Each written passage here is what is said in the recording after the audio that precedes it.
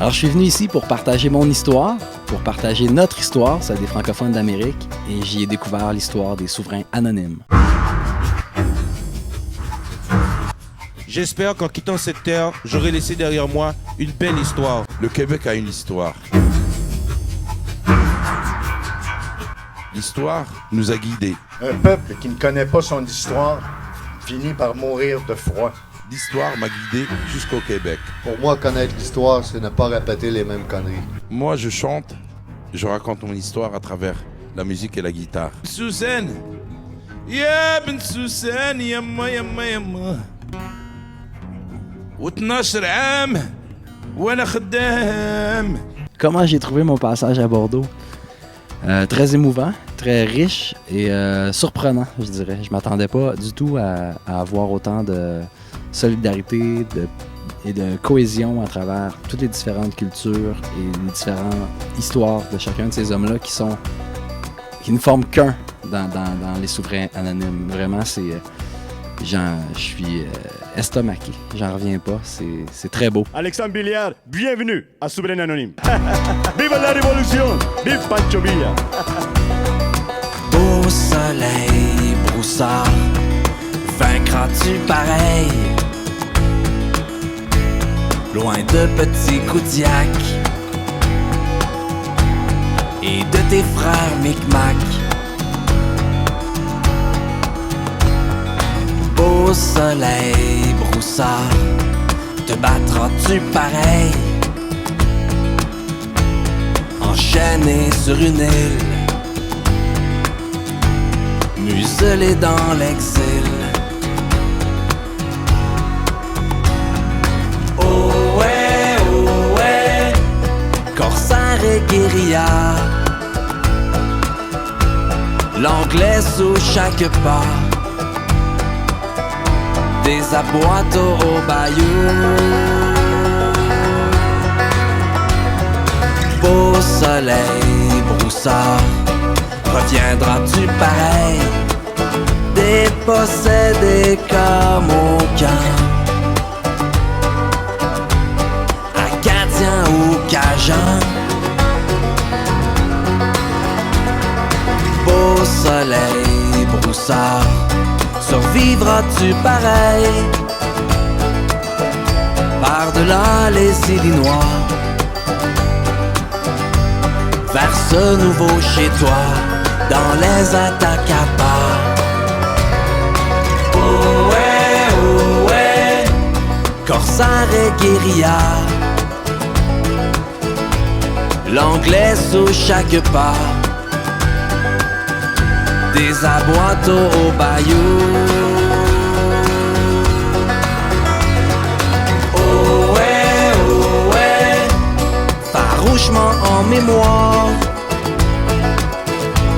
de ton peuple l'espoir de revenir encore. Beau soleil, broussard.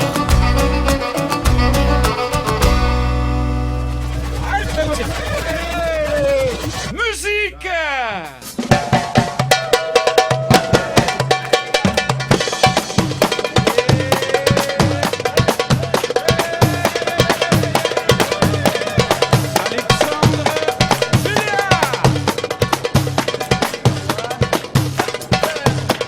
Alexandre, la tradition veut que nos invités dansent. Alexandre va danser. Allez-moi ça. Et voilà. Merci, Alexandre. Voilà. Katam.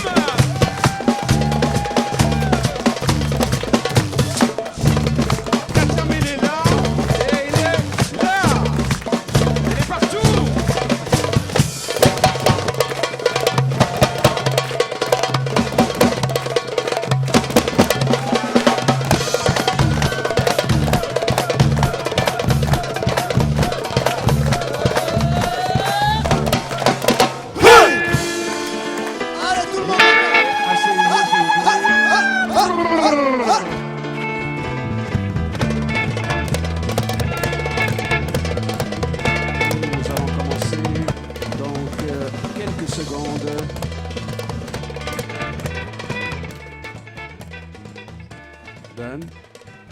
Mm, mm, mm, mm. Oh yeah yeah, oh yeah yeah yeah yeah, oh yeah yeah, oh yeah yeah yeah yeah, oh yeah yeah yeah yeah yeah yeah yeah.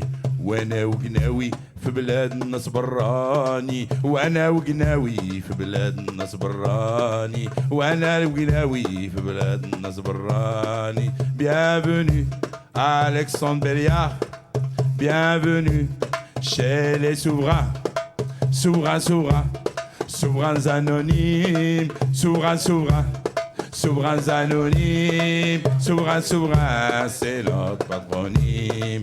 Un souverainiste chez les souverains, un souverainiste chez les souverains.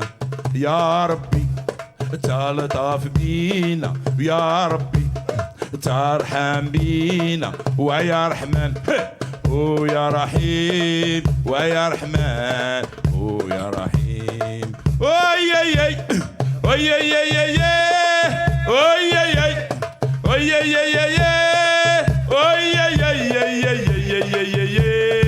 وانا وقناوي في بلاد الناس براني، وانا وقناوي في بلاد الناس براني، وانا وقناوي في بلاد الناس براني، وانا وقناوي في بلاد الناس براني. جيب لي الشاوي الشاوي المكاوي، جيب لي صلبان هاي من بلاد السلطان، جيب لي صلبان هاي من بلاد السلطان. يا ربي تلطف بينا يا ربي هاي ترحم بينا ويا رحمن هاي ويا رحيم ويا رحمن ويا رحيم. كل مشتوب هاي راني مضروب، كل مشتوب رابي غيتوب، كل مشتوب راني عييت مذنوب، كل مشتوب راني عييت مذنوب. ايوي الشاوي الشاوي المكاوي، جيب لي صلبان ها بلاد السلطان، ها جيب لي صلبان ها بلاد السلطان. ها un souverainiste parmi les souverains, un souverainiste chez les souverains, un souverainiste chez les souverains. Bienvenue à Alexandre Belliard, bienvenue à Alexandre Belliard, bienvenue chez les souverains. Souverains, souverains, souverains anonymes, souverains, souverains, souverains anonymes, souverains, souverains. C'est notre patronyme.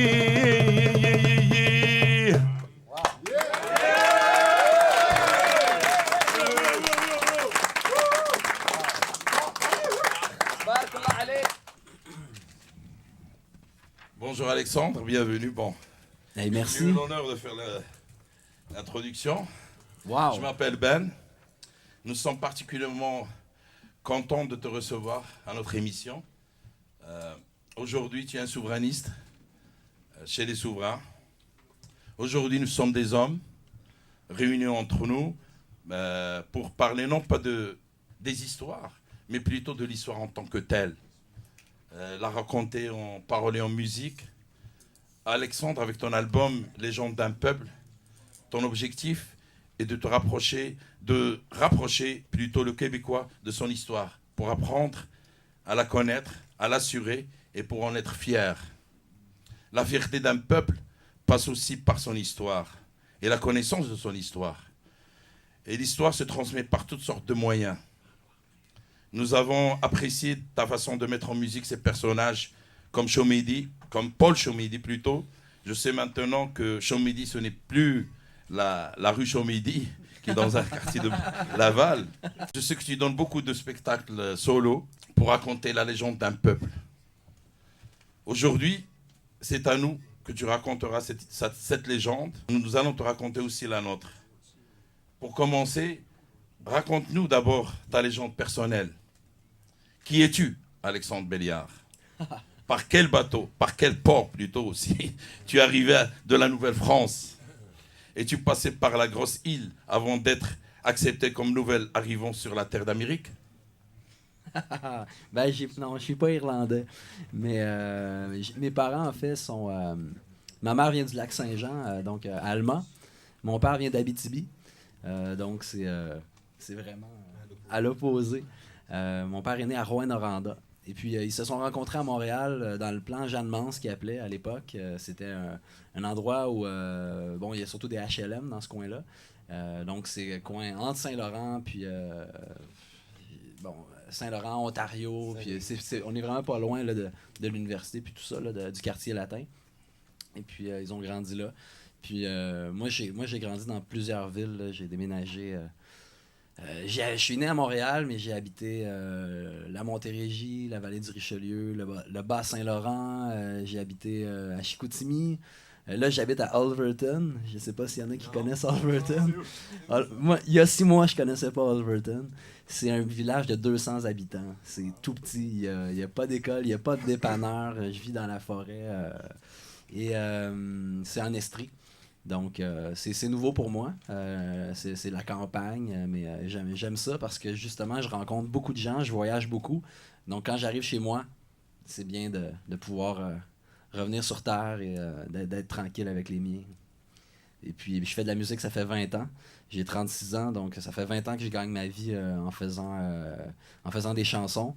Le projet Légende d'un peuple est récent pour moi. Ça fait seulement 2 ans que j'ai décidé de me consacrer à l'histoire, non pas seulement des Québécois, mais de l'ensemble des francophones d'Amérique. Donc mon projet, éventuellement, va concerner autant Haïti, la Guadeloupe, le Brésil, la Californie ou la Nouvelle-Angleterre ou le Yukon, parce qu'il y a 33 millions de parlants français en Amérique. Donc, mais on se connaît pas, on se parle pas. Et puis, mon but est d'aller rencontrer toutes ces communautés-là, de découvrir leur histoire, leurs héros, leur tragédie, leur victoire, et de ramener ça ensuite au Québec, mais aussi ailleurs, pour que l'on apprenne à se connaître, pour qu'on l'on sache. Si je prends par exemple Haïti, que c'est la première république à s'être libérée de l'esclavage. Donc, quand je parle de ça au Québec, dans des classes en campagne, je sais pas, où moi j'habite, les gens connaissent pas ça. Donc, ça change les perceptions des peuples. Et mon idée, c'est de leur montrer qu'on a une histoire semblable. Tout le monde a des martyrs, tout le monde a des héros, tout le monde a eu des gens qui sont venus... pour les coloniser ou les écraser. Et ils ont eu des libérateurs. Donc, l'idée, c'est d'apprendre à se connaître. Donc, c'est mon grand projet. Merci. Ça me fait plaisir.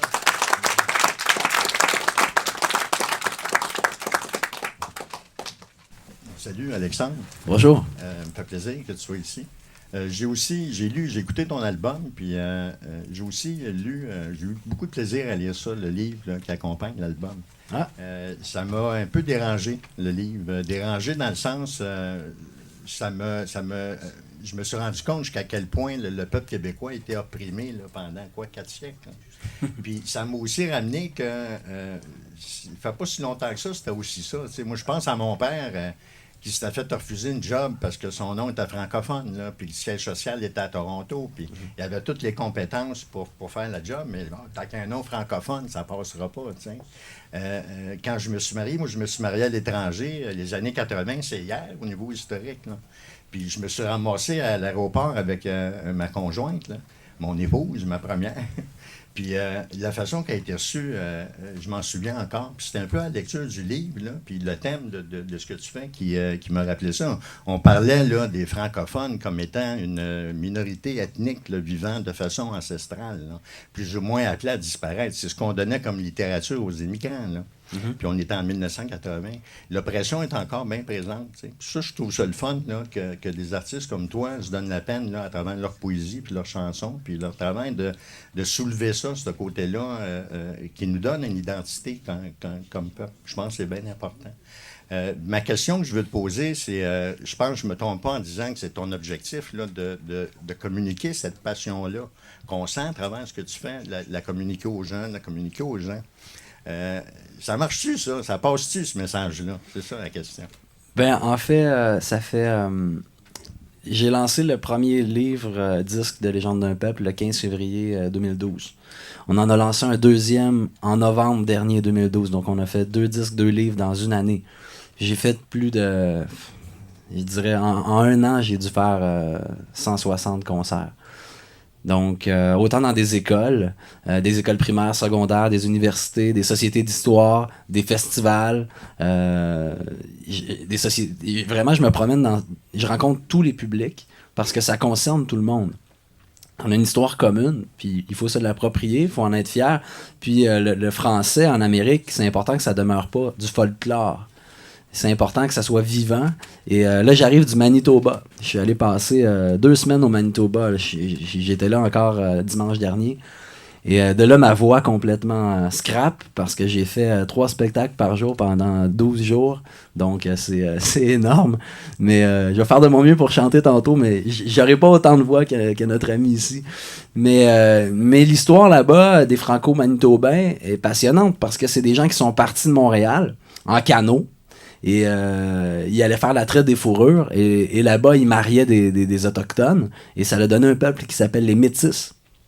Et les Métis existent encore aujourd'hui. Ils ont leur propre langue, ils ont leurs propres institutions et qu'ils défendent à bout de bras parce qu'ils sont appelés, eux aussi, sont menacés par sont entourés d'anglophones. Et le gouvernement actuel ne favorise absolument pas la diversité culturelle dans l'Ouest. Il préférait voir parce qu'il y a 50 000 personnes qui parlent français au Manitoba. C'est quand même beaucoup sur une population d'1 million. Il y en a 100 000 qui parlent français, il y en a 50 000 qui sont nés et qui vivent en français tous les jours. Donc moi, je suis allé rencontrer ces gens-là dans les villages. Je suis allé jusqu'à 800 km au nord de Winnipeg. Il y a presque des ours polaires. Là, j'ai vu des loups. Là. Il y a vraiment des loups autour du village. Le soir, tu rentres ton chien parce que sinon, ils vont manger ton chien. Fait que c'est spécial pareil. Puis c'est des villes, ça s'appelle Thompson, cette ville-là. Et il y avait des petites écoles qui parlaient uniquement en français à Thompson, à 800 km au nord de Winnipeg. T'es à la baie du Tson pratiquement. J'en revenais pas qu'il y a des gens qui parlent français là et qui se battent à tous les jours pour pouvoir avoir encore un service en français. Et de découvrir leur histoire, c'était vraiment passionnant. Puis mon but, c'est de tisser des liens avec eux pour pas qu'ils se sentent seuls, pour pas qu'ils abandonnent. Parce que ça doit être vachement tentant de dire tant pis, je parle plus français, je parle anglais, puis comme ça je me fais pas regarder croche, j'ai pas à me battre à tous les jours pour exister, j'ai juste à m'assimiler et à passer à un autre appel. Donc parce qu'au départ ils étaient 80% de francophones au Manitoba. Là ils sont moins de 10%. Donc ça va vite. Merci. Ben, c'est un grand plaisir, merci pour ton témoignage. Salut. Salut, ça va? Ben oui, merci. Bienvenue parmi les souverains. Je m'appelle Christo. Moi, je viens de Drummondville. Mais c'est pas loin de chez nous, ça. J'étais à 25 minutes de chez nous. Ouais, bon. Mais je suis né à Montréal, mais là, je suis à Drummondville. Un peu comme toi, je travaille dans une compagnie de pétrole à Calgary. OK. Puis j'ai fait tout le Canada, sauf les territoires du Nord-Ouest. OK. Fait que j'ai vu, moi aussi, des ours et tout ça. J'ai fait je t'écoutais parler, puis je me revivais des places. T'as fait l'Alberta, la Saskatchewan, le Manitoba? Des petits villages où il n'y a pas d'électricité, là, c'est des camps de travailleurs, puis tu cherches du pétrole dans le fond. Ouais. Fait que j'ai vécu une belle expérience. Mais moi, je voulais te parler moi, j'aime bien le rap. Je fais un petit peu de rap comme ça pendant des temps libres. Un groupe de rap québécois que j'aime bien, ils sont nationalistes comme toi. Dans le fond, je trouve que sont un exemple pour l'histoire. Il n'y a pas beaucoup de groupes de rap qui parlent d'histoire, puis locas dans le fond. Fait que moi, dans le fond, je voulais savoir si pour toi, tu penses que le rap pourrait plus exalter l'histoire du Québec, puis la faire plus connaître aux jeunes, dans le fond. Mais c'est sûr que, comme Biz dit, le rap est une musique qui est quand même relativement moderne. Donc, les jeunes sont vraiment interpellés par ça.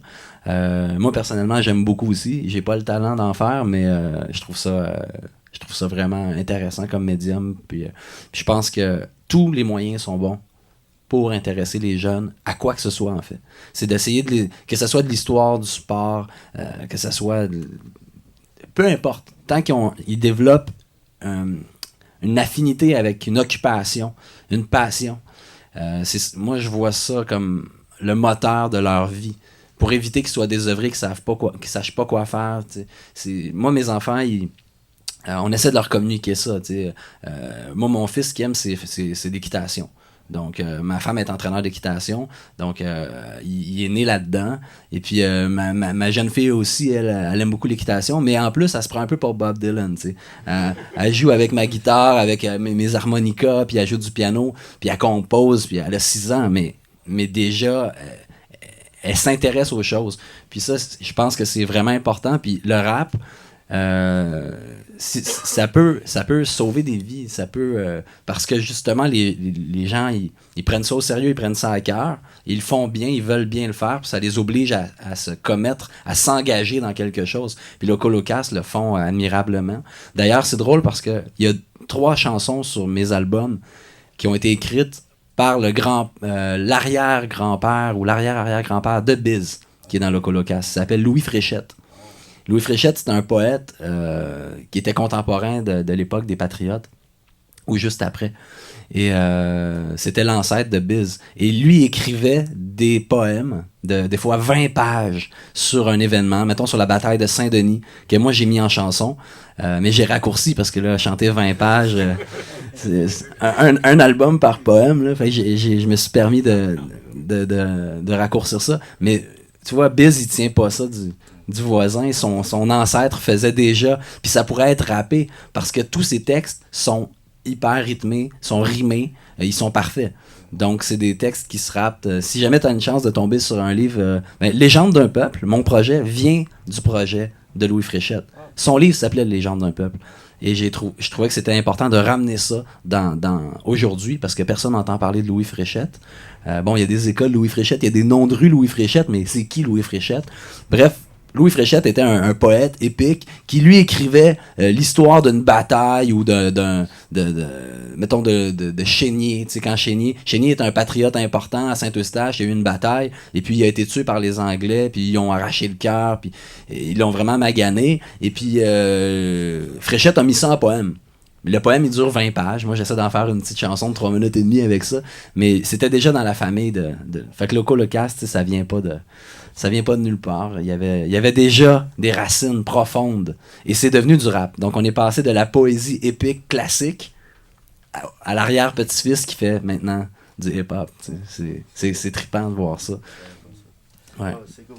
Mais ça me fait plaisir. Salut Alexandre. Hey, salut. Mon nom c'est Tony, je suis d'origine italienne. OK. Oui. J'ai bien aimé ton album. Ouais, merci. Beaucoup. Ton style folk, là, vient me chercher beaucoup. J'ai une enfant qui est métisse, tu parlais des métisses tantôt. Fait que j'aimerais ça en apprendre plus. Parle-moi un peu de Gabriel Dumont. Ah, ok. Gabriel Dumont, pour moi, c'est un héros. C'est plate, j'ai pas emmené de photos, je peux pas vous le montrer. Mais c'est vraiment quelqu'un d'impressionnant. Il a le teint très basané, très foncé. C'est un métis, donc c'est un enfant de blanc et d'autochtone. Mais il a l'air beaucoup plus autochtone dans ses traits. Il est très dur, il a un regard très dur. C'est un guerrier, c'est un combattant. C'est un gars qui est prêt à mourir pour sauver son peuple. C'est un gars qui s'est battu plusieurs fois pour sauver son peuple. Très jeune, il avait une dizaine d'années, Gabriel Dumont, il chassait le bison avec son père. Donc c'était un tireur d'élite hors pair, tant à l'arc qu'à la carabine. Et c'était un chevalier, pas un chevalier, mais un cavalier hors pair. Lui, il vivait sur son cheval. Donc les photos qu'on a de Gabriel Dumont sont très impressionnantes. Il est toujours avec son fusil et là, le prêt à aller à la guerre. Là, c'était quelqu'un de très dur. Lui, il est né à Winnipeg. Il est né en fait à la colonie de Rivière-Rouge, que ça s'appelait avant de s'appeler Winnipeg. Et quand les arpenteurs sont arrivés, parce que l'histoire de l'Ouest canadien, c'est un peu ça, c'est que il y avait les Métis qui étaient là, et il y avait des Français, puis il y avait des Autochtones. Et puis un jour, le Canada a acheté ces territoires-là. Ces territoires-là appartenaient à la Hudson Bay Company, donc les magasins Labbé. Le Canada, le Nord-Ouest appartenait à cette compagnie-là. Et eux, ils ont vendu ça au Canada à un gars qui s'appelle John A. Macdonald, qui était le premier ministre du Canada à l'époque. Et John A. Macdonald avait dans sa politique qu'il n'y en avait rien à foutre qu'il y ait des Métis dans l'Ouest. Pour lui, le territoire était à eux et ils allaient se l'approprier, s'approprier les richesses, s'approprier les terrains et ils allaient faire comme s'il n'y avait personne là. Donc, ils ont envoyé des arpenteurs pour découper le terrain exactement comme le tapis. Quand on prend l'avion puis on arrive au Manitoba, tout est découpé comme ça en carré. Et c'est des arpenteurs qui ont fait ça. Et Louis Riel, dont vous avez peut-être déjà entendu parler, Louis Riel est le grand héros métis par excellence, parce que c'est lui qui a dit aux arpenteurs « Hey, wow! Ici, c'est chez nous. Vous n'avez pas d'affaire à venir découper les terrains. On vit ici, nous. On chasse le bison. On a un mode de vie. » Et Louis Riel s'est opposé à ça en 1870. Et suite à ça, il est venu à Ottawa, puis il a négocié l'entrée du Manitoba dans la Confédération. Sauf que le problème, c'est que ce qu'ils ont négocié, John A. Macdonald, il n'a rien respecté de ça. Et ils ont continué à avancer. Ils ont mis les Métis dans des réserves. Ils leur ont dit « Restez là tranquille, on va vous donner à manger. » Mais ils leur donnaient de la nourriture pourrie. Ils vendaient la bonne nourriture. Il y avait des fonctionnaires qui vendaient la bonne nourriture et qui mettaient de la cochonnerie. Ils envoyaient ça dans les réserves. Les gens mouraient de faim. Et Gabriel Dumont est arrivé un peu dans ce contexte-là. C'est que les Métis ont quitté le Manitoba pour s'en aller vers l'ouest, pour fuir les colons qui arrivaient. Donc, ils sont allés vers la Saskatchewan, vers l'Alberta. Et Gabriel Dumont est allé, lui, s'installer justement sur le bord de la rivière. Il avait une compagnie pour faire traverser la rivière. Il produisait du pemmican pour les voyageurs qui allaient faire la traite des fourrures. Et il chassait le bison. Mais avec l'arrivée du chemin de fer, il fallait nourrir ces gens-là. Puis les gens chassaient pour le sport. Donc, le bison a été éradiqué. Donc, les populations métisses n'ont pas pu continuer à vivre de leur mode ancestral. Dumont, en passant, était un guerrier. Il devait avoir, je pense qu'il avait 11 ou 12 ans, à sa première bataille contre les Autochtones.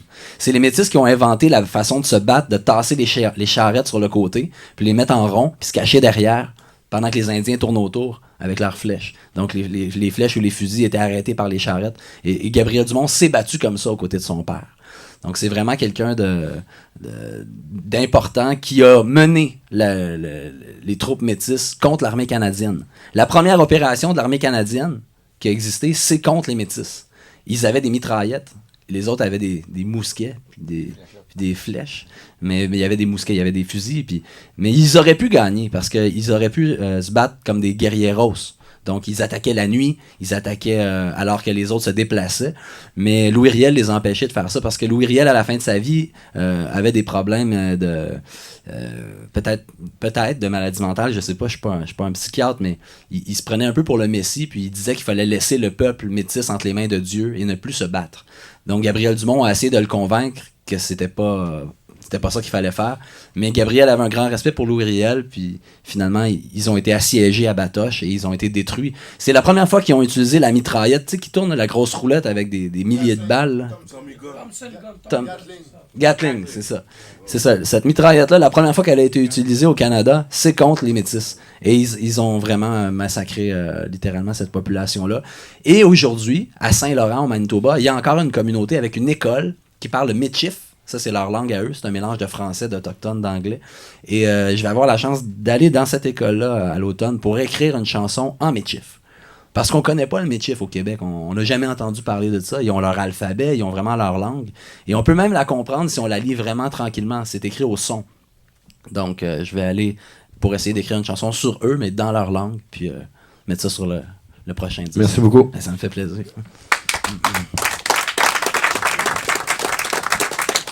En passant, je vous remercie d'être aussi bien...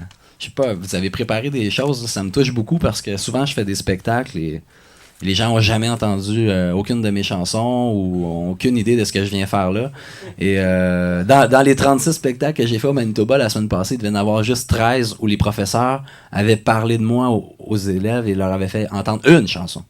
Ça, c'était le meilleur des cas. Puis là, vous êtes vraiment les meilleurs que j'ai vus. Question préparation, c'est... Je suis vraiment impressionné. Merci beaucoup. Puis la chanson, au début, est vraiment bonne. Vous la chantez toujours. C'est l'hymne, un peu? Non, c'est unique à toi. C'était spécial pour toi. Ouais. Mais wow, c'était vraiment bon. Mais bonjour, Alexandre. Salut. Je m'appelle Snyder, je suis un souverain. OK. Et je voulais dire... je suis pogné ici avec toi, je vais être franc avec toi. Il n'y a pas de problème. C'est mon petit côté québécois qui te parle. Je veux dire que on avait eu une conversation avec Mohamed avant la rencontre aujourd'hui avec toi.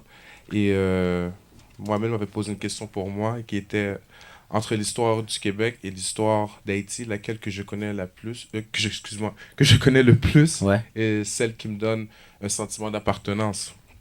Et je suis d'origine haïtienne et je vais dire que je connais beaucoup plus celle d'Haïti que celle du Québec. Ben, j'ai connu un peu celle du Québec par rapport que quand j'allais à l'école, mais exemple, j'ai plus été attiré par les histoires de Jean-Jacques Dessalines ou Toussaint Louverture. Toussaint Louverture, que oui, ok, que je peux pas retirer qu'est-ce que Louis-Joseph Papineau ou Jacques Cartier ont fait. Ils ont fait de l'histoire, mais j'étais plus attiré par la bataille, l'action, l'esclavage, pour la délivrance. C'est une grande histoire, l'histoire du peuple haïtien. Je travaille sur une chanson sur Toussaint Louverture en ce moment. Wow. C'est pas moi, je sais pas si ça va être sur sur le tome 3 ou le tome 4, mais c'est sûr que ça va arriver. C'est un personnage plus grand que nature, il faut que les autres francophones le connaissent aussi. Mais j'aurais aimé moi qu'il fasse un film sur lui ou comme on a vu sur LinkedIn ou mais ça va venir. Ça va venir. Mais j'aimerais aussi dire, j'ai 2 questions aussi pour toi, qui est, si le Québec était déjà un pays indépendant comme Haïti, qui est une république depuis 1804, est-ce que son histoire est fait l'objet autant d'ignorance et d'indifférence? Car si je connais l'histoire d'Haïti, c'est aussi parce que les Haïtiens se sont battus pour se réapproprier de leur histoire. 2, à ton avis, à quel point les Québécois se battent pour réapproprier leur histoire? Ben, à mon avis, un pays souverain, un pays où l'identité est peut-être plus claire, parce que je trouve qu'au Québec, l'identité est floue. Un peu, les gens, ils savent pas trop qui ils sont, d'où ils viennent. C'est beaucoup en lien avec l'ignorance de l'histoire, justement, parce que l'histoire, il y en a une. Il y en a plein des batailles. Il y a eu il y a des hauts faits d'armes. Il y a toutes sortes de choses dans l'histoire du Québec, mais on les sait pas. On a juste des grandes lignes. Quand on va à l'école, moi j'ai appris à l'école, au primaire, Jacques Cartier est arrivé en 1534, Samuel de Champlain a fondé la ville en 1608 à Québec, puis 1642 c'est Montréal, avec Paul Chamédé de Maisonneuve, Jeanne Mance, puis des grandes généralités. Bon, il y avait des Amérindiens, ils s'appelaient comme ci, comme ça, puis ensuite il y a eu les plaines d'Abraham, puis ensuite il y a eu... Donc, des espèces de grandes lignes un peu plates à apprendre. Moi, j'ai toujours préféré la petite histoire, c'est-à-dire, si on parle de Étienne Brûlé, qui est arrivé avec Samuel de Champlain, ben moi, je veux savoir c'était qui ce gars-là, d'où il vient, il est né, pourquoi il a choisi de s'en venir en Amérique, puis d'aller vivre avec les Amérindiens, puis c'est de connaître vraiment l'histoire du gars, de la personne ou de la fille. Fait qu'on s'attache aux individus, puis ça met en contexte, au lieu d'être une espèce de nom d'un monument, là, il devient quelqu'un. Il devient une personne qu'on connaît, à qui on s'attache. Moi, j'ai l'impression que les gens que je chante dans mes chansons, c'est mes amis. J'ai l'impression qu'ils sont vivants, que c'est mes contemporains. Je parle d'eux à tous les jours. Et je trouve... Encore vivant, quoi. Ouais, ben... En fait, ce que j'aime dans ça, c'est que c'est là que l'identité prend forme. C'est là que je comprends d'où je viens. C'est là que j'arrive à m'identifier à des gens qui avaient tel comportement. C'était pas tous des héros qui ont juste fait des bonnes choses. Il y a plein de monde qui ont fait toutes sortes d'affaires, tout croche là-dedans. Ils ont fait des bonnes affaires, ils ont fait des erreurs, ils ont fait des trucs des fois qui peuvent sembler impardonnables. Mais ils ont fait ça dans le contexte où ils vivaient pour essayer de s'en sortir du mieux qu'ils pouvaient. Et ça, c'est... On peut pas juger ça, tu sais, on peut pas dire « Ah, lui, ça a été un traître à la nation, il a vendu des brocs de castor aux Anglais. » Ben ouais, mais peut-être qu'il perdait ses dents, puis il était en train de crever de faim, puis il serait mort, puis il s'en sortait comme il pouvait, là, tu sais. Il y a plein de facettes, mais moi, ce que j'aime connaître, c'est la petite histoire. La grande histoire, là, qu'on résume en 1 heure avec 60 grandes lignes, une minute par dizaine d'années, là. Ça je crois pas à ça. Mais pour revenir à ta question, je pense que il y a une coalition en ce moment pour l'histoire dans les écoles qui commence à prendre de la place sur la place publique. Encore hier, il y avait dans le journal une chicane sur comment on va enseigner l'histoire au Québec. Donc, quand ça commence à sortir dans les journaux puis dans les nouvelles, c'est parce qu'il y a un mouvement en dessous qui travaille pour que l'histoire soit mieux enseignée. Mais on la connaît pas. Parce que moi, j'y vais dans les écoles. Je rencontre des jeunes à tous les jours. Et des jeunes qui n'ont jamais entendu parler de René Lévesque ou de... Il y en a, là. Des secondaires 4, là, des gars de 15 ans, de 16 ans, je leur dis le mot René Lévesque, ils font « jamais entendu parler ». Un référendum de 1980, jamais entendu parler. C'est à peine s'ils ont entendu qu'en 95, il y en avait eu un. C'est fou, là. Ça veut dire ça n'intéresse pas les parents. Parce que là, sinon, les parents en auraient parlé. Puis deuxièmement, c'est qu'ils n'ont pas entendu parler à l'école non plus. Donc, ça, c'est tragique. Je pense que c'est une bonne façon de faire mourir un peuple.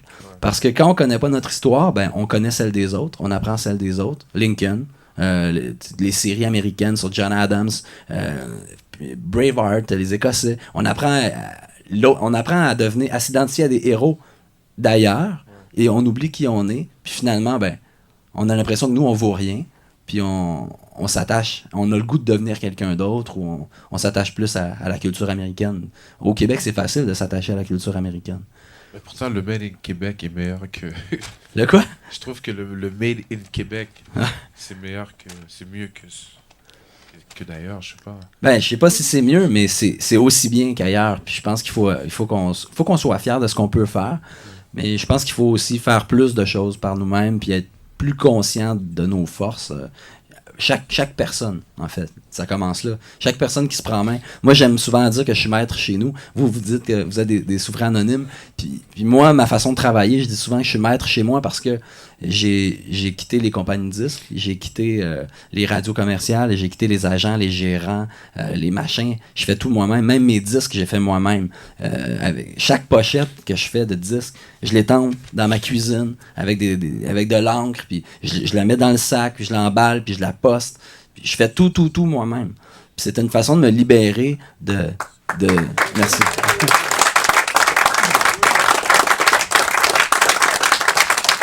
C'était une façon de me libérer du côté victime de l'artiste pas compris, là, qui est pas connu, puis qui a pas de succès là, dans les radios, puis qui arrive pas à vivre de son art, qui dit c'est la faute de ma compagnie de disques, c'est la faute de mon gérant, c'est la faute des radios qui me tournent pas. Moi, j'ai rien à foutre de ça.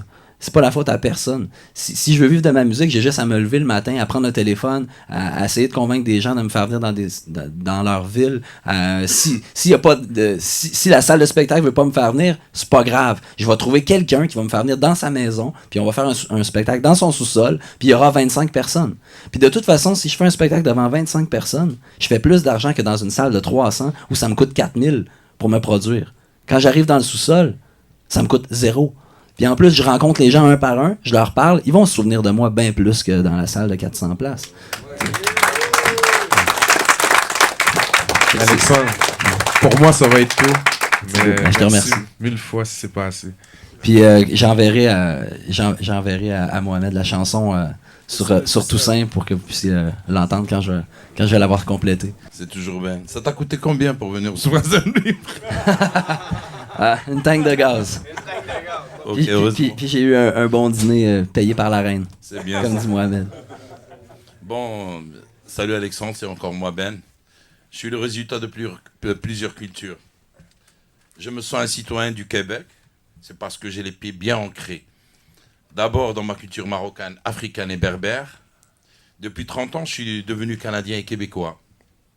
Je suis même capable de dire sans accent. Je m'en vais chez nous là-bas chercher mon char chez Richard. Je m'en vais à Saint-Han chercher mon ahan.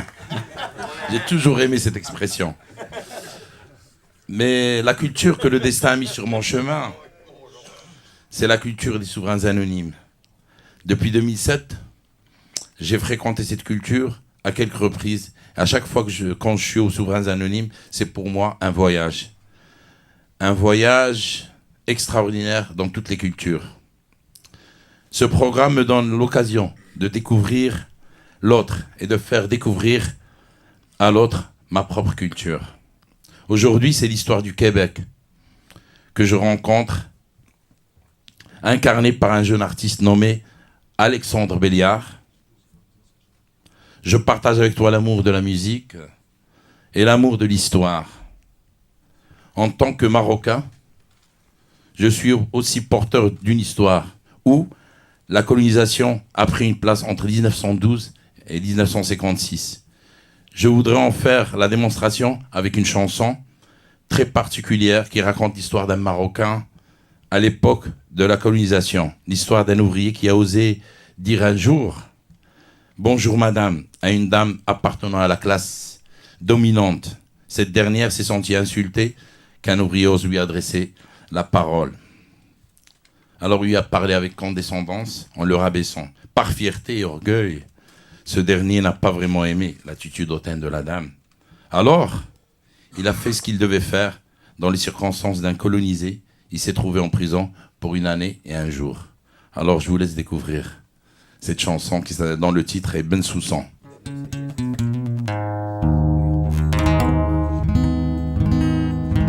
tu disais, Alexandre Belliard, tu parlais d'être maître de toi-même. Moi je dirais tu es le roi dans ton royaume. Parce que tu as toujours lutté, cherché par le biais de la musique et la chanson, cherché avec beaucoup d'espoir dans le cœur à voir renaître un jour une nation indépendante, un Québec libre. Et je pense que dans l'avenir, ça va arriver un jour ou l'autre. Que ce soit par la musique, la chanson, que ce soit par d'autres moyens, plusieurs façons. Mais on te remercie aussi de nous avoir fait connaître un peu l'histoire du Québec à travers ton expérience. Alors moi, ce que je vais partager avec toi maintenant, c'est la chanson de Ben Soussan, qui est une chanson qui me rappelle qu'à une époque, le Maroc était sous le protectorat français et qu'à une époque, une personne a commis un acte, un mal, qui aujourd'hui fait du bien à tout le monde. C'est une chanson qui s'appelle Ben Soussan.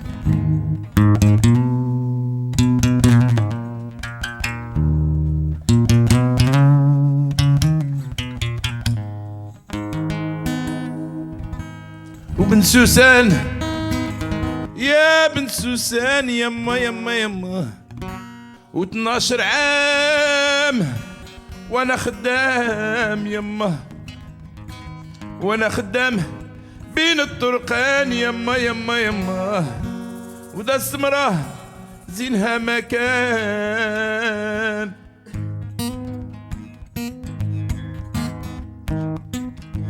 وبن سوسن يا بن سوسن داري الله داري الله و12 عام وانا خدام داري الله داري الله وانا خدام بين الطرقان داري الله داري الله دا السمرة زينها مكان داري الله داري الله قلت لي هاب ونجر مادام داري الله داري الله جاوبتني بكلام العر داري الله داري الله وكلام العر ما يسوى شي داري الله داري الله جيت انا يوم رضيت شي داري الله داري الله خرج فيها 2 عماير داري الله داري الله و2 عماير ما قدو شي داري الله داري الله وعاودتها بسيد الخدمي داري الله داري الله سيد الخدمي وهو الجنوي داري الله داري الله ما شافوني غير الجيران داري الله داري الله وباعوني لا صورتيا داري الله داري الله ولا صورتيا الشادرمية داري الله داري الله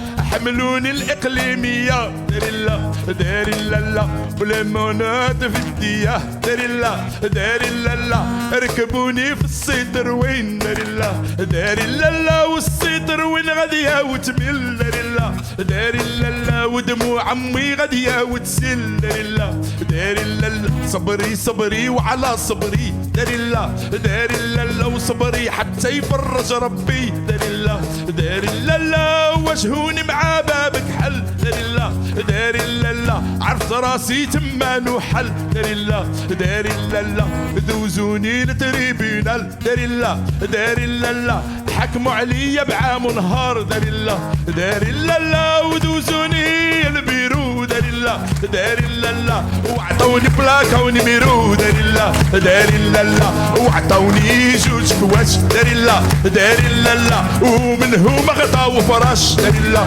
داري الله وبن سوسن يا بن سوسن داري الله داري لالا و12 عام وانا خدام داري لا داري لالا وانا خدام بين الطرقان داري لالا هذا السمرة زينها مكان داري لالا وبن سوسن يا بن سوسن و12 عام وانا خدام وبن سوسن يا بن سوسن و12 عام وانا خدام. Merci.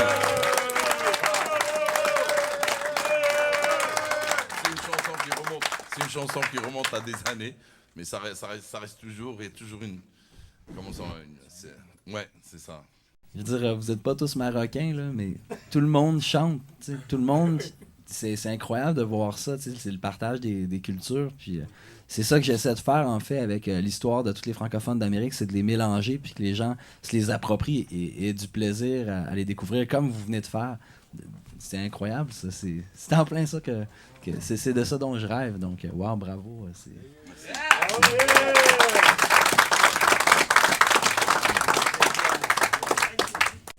Mon nom, c'est Ronald. OK, salut, Ronald. Moi, je veux... Okay.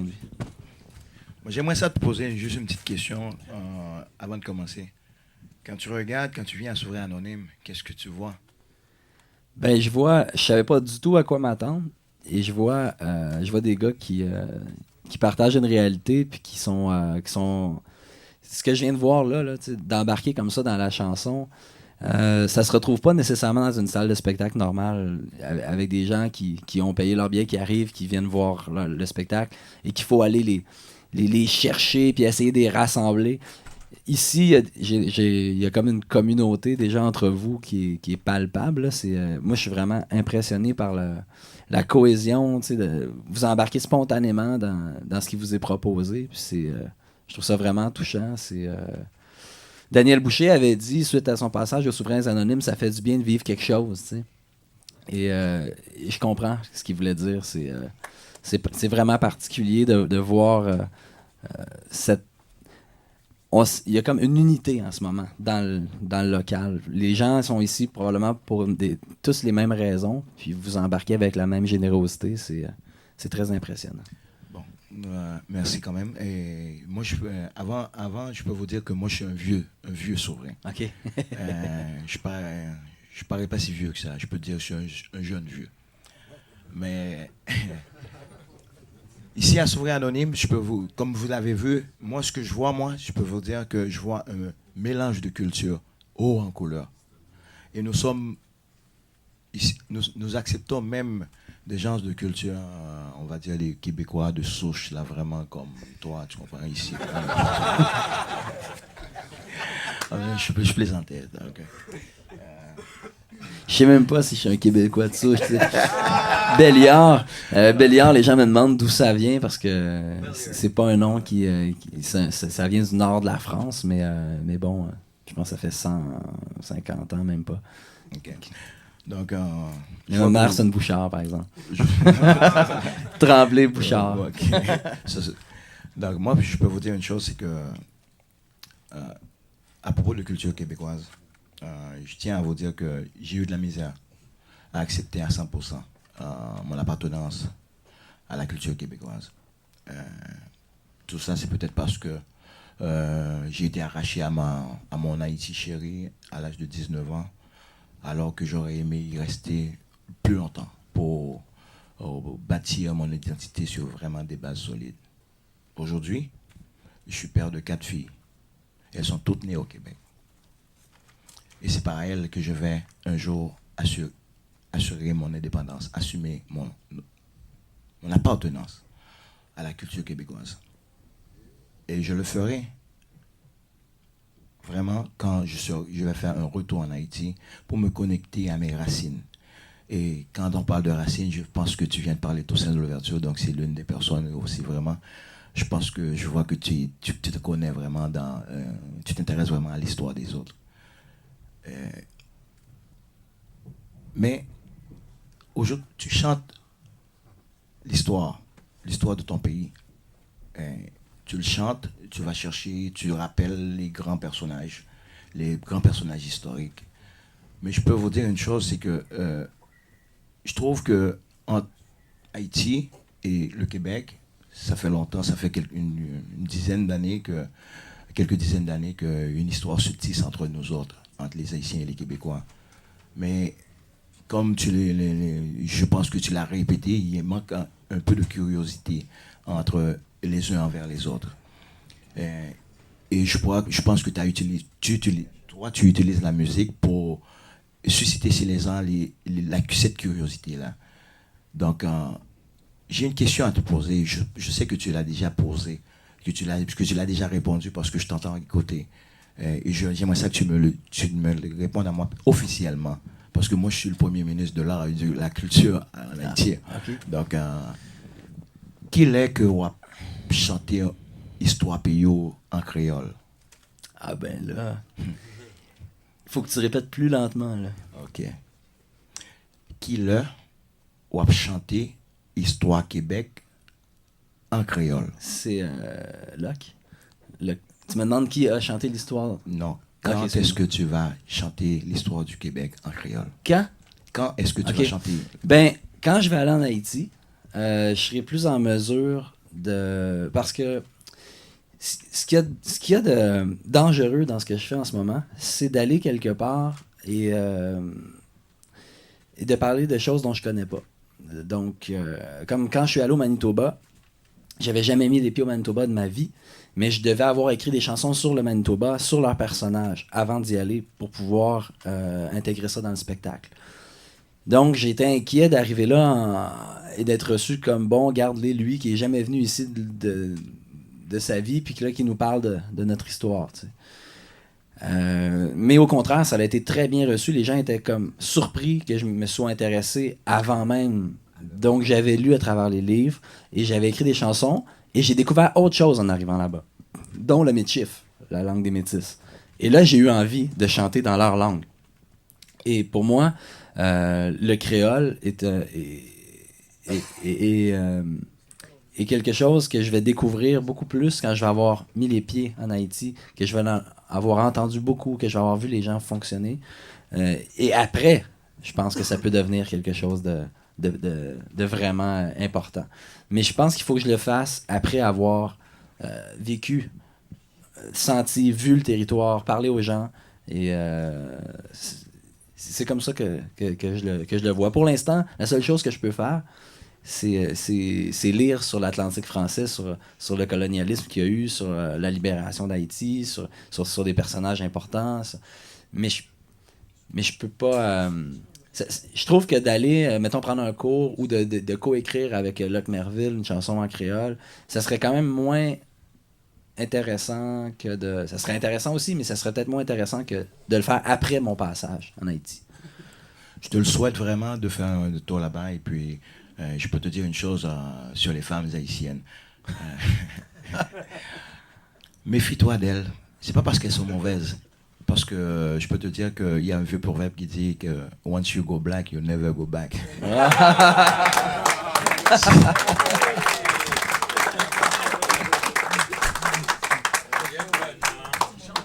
Salut Alexandre. Salut. Ça va bien? Oui, merci. Okay. Moi, je m'appelle Pierre-Louis. OK. J'ai réalisé que dans ton album, il y avait 2 collaborateurs qui ont déjà été à notre émission. Le réalisateur de l'album, Hugo Perrault, il est déjà venu avec le groupe Okoumé en 1997. Puis il y a également Richard Séguin qui est venu plusieurs fois à notre émission. Il a même participé à la réalisation de notre album Libre à vous, le premier album des Souverains. Fait que je sais pas si tu as remarqué, mais la seule affiche qui est exposée dans notre studio, c'est celle de Richard Séguin. Ben oui, c'est sûr que j'ai remarqué. Fait que, étant donné qu'on sait que tu le connais, fait que on aimerait ça que tu puisses lui dire un bonjour de notre part, de la part des Souverains Anonymes. Avec grand plaisir. Pas vrai, les Souverains? Oui. Fait que c'est ça. Ce sera fait ce soir même, je vais l'appeler. Ok, fait que je te remets un album également aussi des Souverains Anonymes, le premier album, Les Bravos. Je me souviens quand il est sorti, parce que j'habitais à Boucherville dans ce temps-là, puis mes amis de l'époque ils l'avaient acheté, et on l'avait écouté, donc je l'ai écouté quelques fois déjà, mais là j'ai le mien. Là tu l'as, fait que tu vas pouvoir l'écouter plus souvent. Fait que on te remercie de ta présence parmi nous, et puis on va passer à d'autres choses sûrement. OK. OK, merci. Ben, merci à toi. Okay. Hugo aussi, hier, j'ai parlé avec Hugo Perrault hier soir.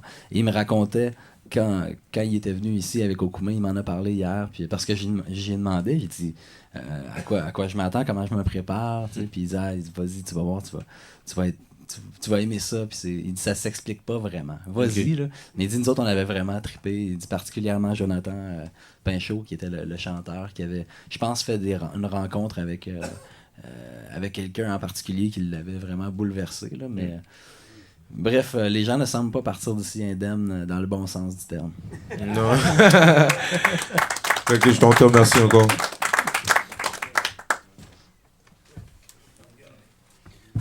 Bonjour Alexandre. Bonjour. Moi c'est Dan, Salut, un Dan. Québécois pur laine. Par chez nous, on fourrait le chien. OK. Des choses qui arrivent. Qui c'est qui a parti ça, ce patois-là, fourrer le chien? C'est pas moi. C'est pas la question qui était là-dedans, c'est pas moi non plus. Il y a un personnage historique qui est pas dans ton album, Mathieu Dacosta. Ça doit te dire quelque chose? Vaguement. Mais avec un nom de même, j'imagine que c'est plus sud-américain. Le premier noir du Québec. Ah. Le premier qui a fait de la raquette. Ah, pour vrai? Wow! Non, j'en ai jamais entendu Ça, je parler. suis pas sûr, là, mais le premier noir du Québec. Un des premiers noirs du Québec. Il serait arrivé vers 1604. Il faut que je lise, je savais pas ça par cœur non plus. 1604. Ouais, 1604 et deviendra l'interprète de Samuel de Champlain auprès des Iroquois. De là vient la raquette. L'histoire dit pas si Dacosta a une descendance, mais on sait que M. de Champlain avait marié Marie-Hélène, belle petite fille de 12 ans, un peu jeune, pour M. Samuel, qui avait 40 ans, qui se met à son grand-père. Fait qu'on se demande si M. Dacosta n'a pas rempli d'autres rôles, étant donné que le Viagra n'existait pas dans ce temps-là. Mais c'est de l'imagination, on va laisser ça à l'imagination. Toi, Alexandre, dans ton album La Jambe d'un peuple, est-ce que tu as laissé de la place à l'imagination? Que l'histoire, on sait jamais. C'est de l'interprétation. Donc, on connaît pas la véritable histoire, ce qui s'est dit exactement. Donc, c'est beaucoup de l'interprétation. Mais Dacosta, c'est fascinant. Je connaissais pas ce personnage-là. Puis c'est très tôt, là. Ça, c'est avant c'est avant tous les personnages dont moi je parle. Moi, je commence à parler d'Étienne Brûlant en 1608. Donc, lui, c'était comme 4 ans avant. Et j'ai parlé avec un animateur à Radio-Canada la semaine passée, justement. Il y avait... le mois passé, c'était le mois de l'histoire des Noirs. Et puis, il m'a envoyé un petit courriel en me disant il faudrait vraiment que dans les gens d'un peuple, on intègre ça rapidement, puis assurément, c'est dans les... moi, je prévois faire ça pour 15 ans. Fait que j'ai commencé avec la vallée du Saint-Laurent, avec l'histoire que moi, je connaissais un peu. Puis tranquillement, je m'ouvre de plus en plus sur toutes les autres cultures. Donc, plus les gens d'un peuple vont avancer, plus il va y avoir des personnages de tout acabit qui vont s'intégrer. Mais il faut me donner le temps de les découvrir et d'écrire sur eux. Mais Dacosta semble un excellent candidat de chanson. Je te remercie d'être avec nous autres, Alexandre. C'est un plaisir, Dan. Mathieu Dacosta. Eh bien. Salut, Alex. Salut. Bonjour, mon nom c'est Guido, Alex. Salut, Guido. Comme mon violoniste. Oui, en tout cas, je vais t'expliquer tout ça. Là. Bon, je suis originaire du Mexique. Okay. Je suis devenu canadien-québécois. Puis si aujourd'hui je porte cette casquette, là, ce moment que tu vois avec la fleur de lys, c'est pour revendiquer la culture et l'histoire du Québec, que j'aime beaucoup. Je peux te dire que j'ai une appartenance à la culture et à l'histoire du Québec. J'aime beaucoup ça. Je me sens chez nous ici. Je me suis jamais senti étranger, pour commencer. Puis, mais je peux t'avouer que quand même, là, si j'ai quitté le Mexique ne m'a jamais quitté. Il est encore là dans mon cœur, puis j'espère y retourner un jour, là. Bientôt, j'espère. Mais sincèrement, je dois te dire que même si j'aime le Québec, je ne connais pas vraiment l'histoire du Québec entière. Mais je connais quand même bien l'histoire actuelle à ce moment. Depuis octobre 70 et tous les mouvements sociaux qui ont rendu le Québec moderne de nos jours. Je suis très attaché, comme j'ai déjà mentionné, au Québec. Le Québec, c'est devenu mon deuxième pays après le Mexique. J'espère de tout cœur que les Québécois vont combattre leur peur de l'avenir en prenant pleinement connaissance de leur passé. D'ailleurs, je me promets, après l'écoute de ton album, Légende d'un peuple, que je vais sûrement bien adorer, d'approfondir mes connaissances de tous ces personnages historiques que tu nous fais connaître par ta musique. Puis moi, je tiens à te dire sincèrement comme ça, c'est avec des gens comme toi, Alex, qui m'a donné un jour le Québec, il va obtenir sa souveraineté. Je suis sûr. C'est grâce à toi. Vive le Québec libre, mes amis. Merci. Merci, Alex. Merci. Tabarouette, je m'attendais pas à ça matin. Rebonjour. Eh oui, rebonjour. C'est encore Jean, je n'ai encore pour une couple d'années à être Jean. Je te le souhaite. Je voulais juste, avant de passer à la chanson, soulever des choses que tu as dites, là, puis un adage qu'on entend souvent, qu'il faut savoir d'où on vient pour savoir où on va.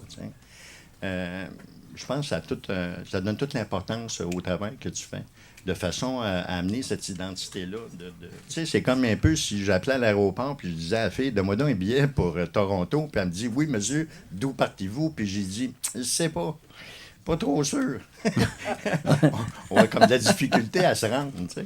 Puis je pense que le Québec est un peu dans ça. C'est un manque de connaissances qui fait qu'on a une difficulté d'aller chercher cette appartenance-là. Ce qu'on se rend compte, c'est que, historiquement, c'est que ça a été poussé, puis il y a quelqu'un dans ça qui en tire un profit.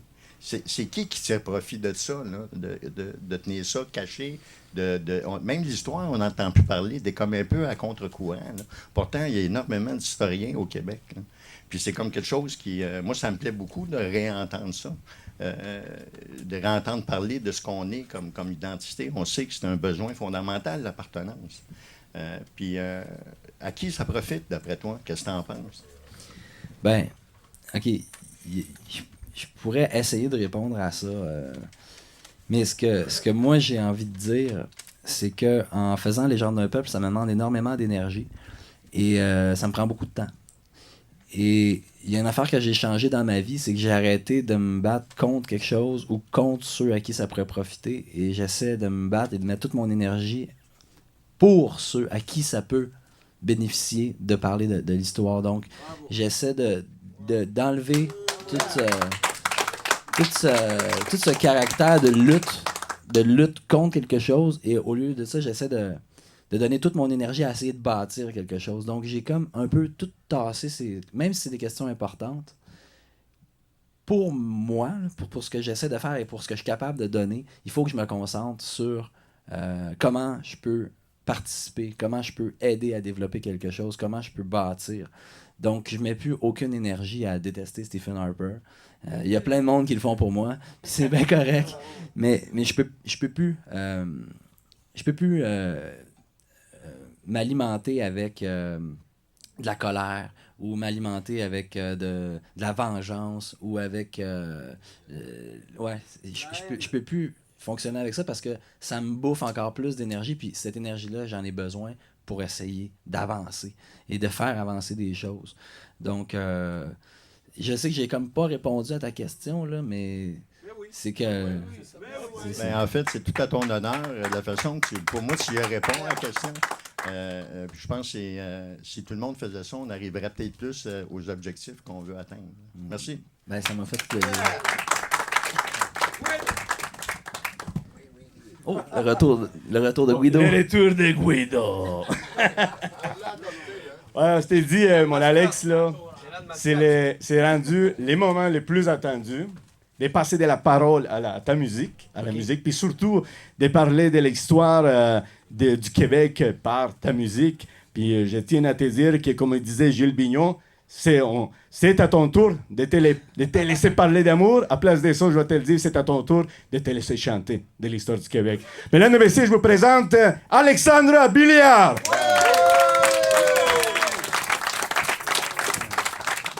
Wow!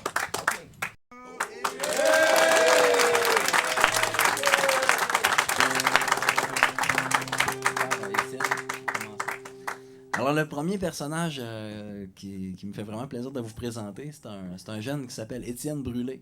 Donc, on a parlé de D'Acosta tantôt. Donc, D'Acosta 1604. Donc, j'ai hâte de découvrir cette histoire-là. Mais en 1608 est arrivé à Cap-Diamant, l'ancien nom de la ville de Québec. 1608, c'est l'année de la fondation de la ville de Québec. Et est arrivé dans ces eaux-là, entre 1608 et 1610, un jeune qui avait à peu près 16-17 ans. Il s'appelle Étienne Brûlé. Il est arrivé avec Samuel de Champlain. Et il a fait exactement le même rôle, en fait, que d'Acosta. C'est que il était le truchement. Donc, un truchement, c'est la personne qui est l'intermédiaire, c'est ça. C'est l'intermédiaire entre les Premières Nations et Samuel de Champlain. Et donc, Étienne il est arrivé ici, puis bon, tu sais, il a 16-17 ans, devenir un colon, labourer, se construire une maison, très peu pour lui. Lui, il rêvait d'aventure. Donc, quand il a vu les Amérindiens arriver en ville, il est allé voir Champlain, puis il dit « Hey, monsieur Champlain, pensez-vous que c'est possible que j'aille dans le bois vivre avec les Indiens, s'il vous plaît? Please, please, super, please, man! » Fait que Champlain dit « Ben oui, mon petit gars, vas-y jouer dans le bois avec les Amérindiens, il n'y en a pas de problème. » Fait que Étienne, il était super content. Yes! Il a fait ses valises, il est parti. Il est parti pendant 20 ans, vivre avec eux. Donc, en fait, il est devenu le premier Indien blanc d'Amérique. Il vivait comme eux, il parlait comme eux. Il était vraiment entièrement... il est devenu autochtone dans son cœur et dans sa façon de vivre. Et tellement qu'à un moment donné, quand les Anglais ont pris Québec, lui a décidé de rester ici et de faire de la traite avec les Britanniques. Mais ensuite, les Français ont repris Québec. Et là, ça a été un problème parce que là, Étienne était perçu comme un traître. Et puis, bref, pour des raisons politiques, son clan amérindien, le clan de l'ours, avec qui il a été pendant 20 ans, ils ont décidé de le sacrifier. Alors, ils l'ont attaché après un poteau, et puis ils l'ont cuit, puis ils l'ont mangé. Fait que, pauvre Étienne, ils ont mangé Étienne. Ouais, il y avait le nom pour aller avec. Mais, fait qu'Étienne est mort tragiquement comme ça. Puis, bon, je trouvais que ça y méritait bien une petite chanson à ce pauvre Étienne. Alors, pour le consoler, j'y ai composé ça.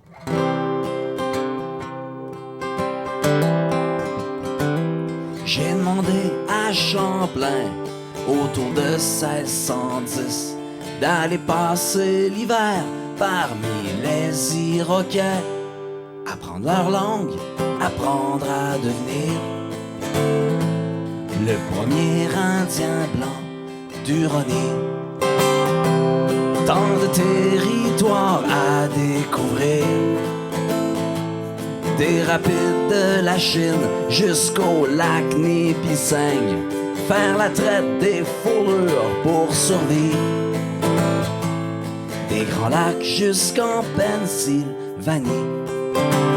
Un seul maître, l'aventure, les rêves plus grands que nature, du premier Indien blanc du Roni. Brébeuf et ses jésuites pour maudire que je sois du clan de l'ours plus que de mon sang français. Passé 20 ans à courir les bois, j'ai fini par m'y sentir chez moi. Un seul maître, l'aventure, les rêves plus grands que nature, du premier Indien blanc du Roni. J'aurais trahi la France, semble-t-il, traitant avec les Kirks qui marchèrent sur Québec. Ouais ben, un seul maître, l'aventure, les rêves plus grands que nature, du premier Indien blanc du Roni. Par eux j'ai vécu libre, par eux j'ai dû mourir, en premier Indien blanc du Roni.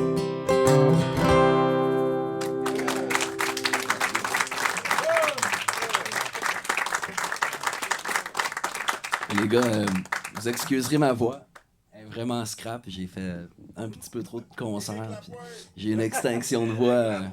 J'ai une extinction de voix assez solide, mais je tenais quand même à chanter pour vous autres. Mais ça sort pas comme je voudrais. Là, je vais vous parler d'une femme. C'est la première femme, c'est la première Française à être venue rester en Nouvelle-France. La première famille à être venue s'établir ici au Québec. Elle s'appelle Marie Rollet. Marie Rollet est arrivée ici avec Louis Hébert en 1617. Louis Hébert, c'était un personnage un peu plus connu parce que, bon, l'histoire des hommes est toujours plus connue que celle des femmes. Mais donc Louis Hébert était un ami de Samuel de Champlain. C'était 2 potes. Ils faisaient souvent le voyage. Ils partaient de la France, ils s'en venaient ici, Terre-Neuve. Ils venaient niaiser ces côtes est américaines. Ils rentraient dans le fleuve, ils faisaient des tours, ils se promenaient, ils retournaient chez eux. Et puis à un moment donné, ils ont pris un verre un peu fort le soir sur le bateau. Puis là, les joues ils commençaient à être rouges, puis les gars commençaient à délirer un peu. Puis Samuel, il dit à Louis, Hey Louis, pour qu'est-ce que c'est faire? Tu vas pas t'installer en Nouvelle-France avec ta famille. Vous seriez la première famille à venir rester ici. Imagine, vous allez passer à l'histoire, les gens vont se souvenir de vous pour toujours. Fait que là, Louis fait « Ah ouais, bonne idée, super cool. Ah ouais, viens-t'en, on s'en retourne à Paris. Je vais aller en parler à Marie pour voir ce qu'elle va en penser. » Fait que, ils ont pris le bateau, ils sont retournés à Paris. Et puis là, il est arrivé, Louis arrive chez lui. Il y avait une belle maison à Paris avec un petit jardin puis tout. Et puis là, il s'en va voir Marie puis il dit « Hey Marie, si on allait s'installer, toi, moi et les 3 enfants, dans les mouches, le froid et la misère, en Nouvelle-France. » Fait que là, Marie a fait « Ah ouais, super bonne idée, ça me tente. » Alors là, ils ont vendu la maison à Paris. Ils sont partis prendre le bateau puis ils sont venus s'installer à Cap-Diamant. Donc, ça a été la première famille à s'installer ici. Et ils se sont installés sur le site actuel du château Frontenac à Québec. Donc, pour ceux qui ont déjà vu ce château-là, c'était le terrain de Marie Rollet et Louis Hébert. C'est eux qui l'ont défriché. Et eux, ils ont fait plein de choses, les premiers, parce que c'était vraiment la première famille. Donc, ils étaient apothicaires, infirmiers, enseignants, agriculteurs. Ils ont tout fait. Et puis, même que la première personne à avoir brassé de la bière en Nouvelle-France, c'était Marie Rollet. Donc, c'est pas John Molson. C'est Marie Rollet. Et donc, Marie, elle l'a pas eu facile parce que Louis Hébert n'a pas survécu très longtemps après. Après être venu rester ici, il est arrivé un accident. Il s'est pété la tête, puis il est mort. Et elle est restée toute seule avec les 3 enfants. Et finalement, elle est restée toute seule avec juste un enfant parce qu'il y a 2 de ses enfants qui sont morts en assez bas âge. Donc, elle est restée... vraiment, elle a eu une vie très difficile, mais elle a choisi de toujours rester ici. Elle considérait que c'était chez eux, que maintenant, elle appartenait à la Nouvelle-France. Même quand Samuel de Champlain est parti, elle est restée. Même sous le régime anglais, elle est restée. Donc, c'est une grande femme. Et la plupart des gens au Québec, on la connaît pas, on n'en a jamais entendu parler, mais c'était quand même une grande pionnière. Alors, je lui ai fait une petite toune.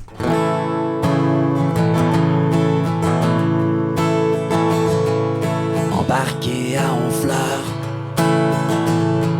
sur un voilier géant avec Louis Hébert, avec vos 3 enfants.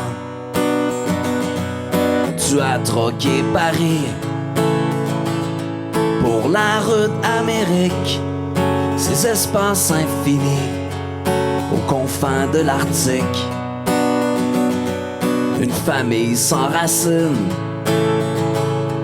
enfin en Nouvelle-France. Tu es à l'origine de neuves espérances.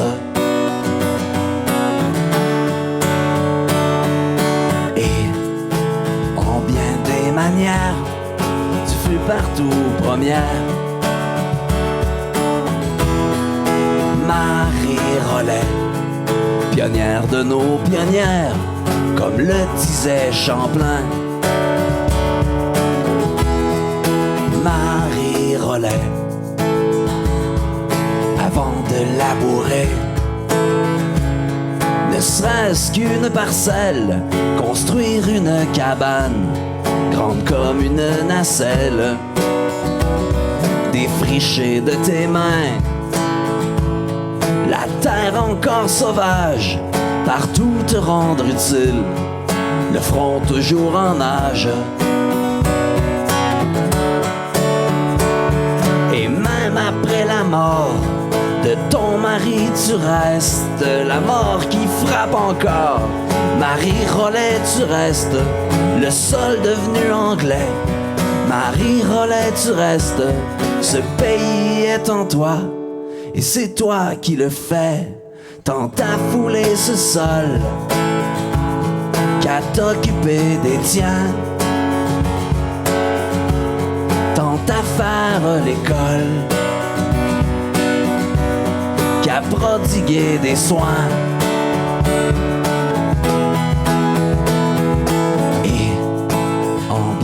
Manière, tu fus partout première.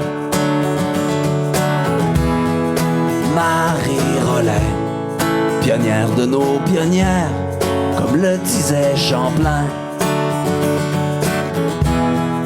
Marie Rollet. Marie Rollet.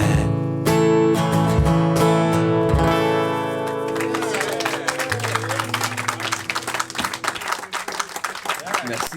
Il l'avait jamais entendu et... Est-ce qu'il y en a qui ont entendu un peu parler des Acadiens, de l'histoire des Acadiens? Il y en a-tu qui ont des racines acadiennes? Ouais, pour vrai? Okay, j'ai fait une chanson sur un gars qui s'appelle Beau Soleil Broussard. Beau Soleil Broussard, c'était un peu le Gabriel Dumont des Métis. C'était un guerrier, c'était un corsaire. Il emmerdait les Anglais comme pas un. Il les attaquait, il les volait. Vraiment, c'était la terreur des Anglais en Acadie. Lui et toute sa famille, c'était une gang de frères et c'était tous des guerrieros. Là. Et puis, évidemment, les Acadiens ont subi en 1755 une des pires tragédies qui ne peut pas exister dans l'humanité, c'est-à-dire de voir les familles être séparées et expédiées un peu partout à travers le monde. Donc, il y avait une dizaine de milliers d'Acadiens qui vivaient en Acadie, qui avaient développé des fermes, qui étaient prospères.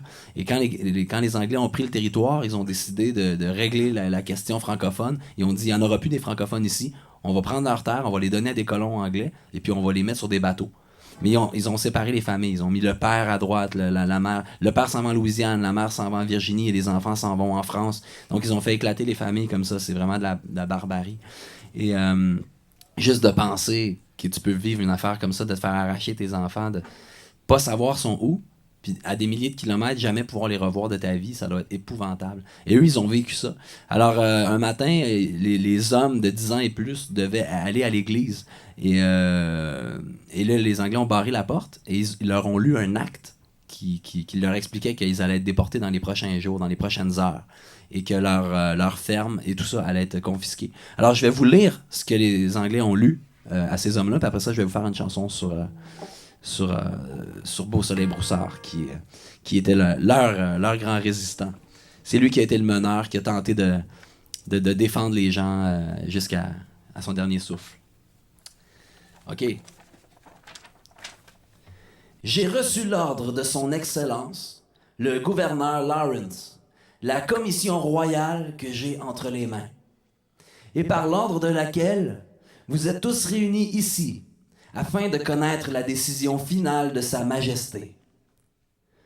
Aux habitants français de la Nouvelle-Écosse, qui pendant presque un demi-siècle ont reçu plus de faveurs que n'importe quel autre sujet de n'importe quelle autre partie de ces dominions, que vos terres et habitations, animaux de toutes sortes et bestiaux de toute espèce sont confisqués par la couronne, avec tous vos autres biens, sauf votre argent et vos effets personnels. Et vous-même serez expulsés de cette sienne province. L'exil commence pour ne se terminer jamais.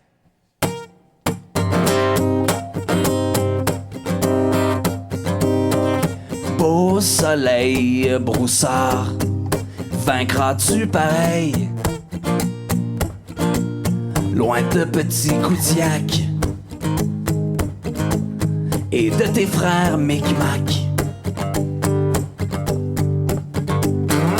Beau soleil broussard, te battras-tu pareil? Enchaîné sur une île, muselé dans l'exil. Oh ouais, corsaire et guérilla,